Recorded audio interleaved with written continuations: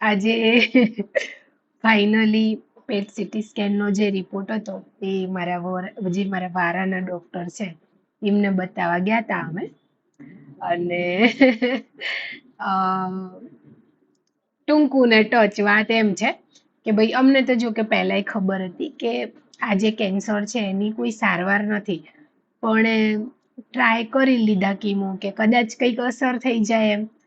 પણ હવે પ્રભુની દયા કે કઈ અસર થઈ નથી. અને ડોક્ટરનું કહેવું એમ જ છે કે ભાઈ બીજો તો કોઈ આનો ઈલાજ નથી, પણ આગળ જઈને મેડિકલ ટીમ જોડે એકવાર હજુ ચર્ચા કરશે. હવે કદાચ શક્યતા હા બધા રિપોર્ટો આજે એ રીતના મારા થયા છે કે ગુરુવારે મારે દાખલ થવાનું થશે અને પછી જે હશે એ જરૂરથી જણાવીશ. બાકી અઘરું કેન્સર થયું છે કે એની કોઈ સારવાર જ નથી હવે.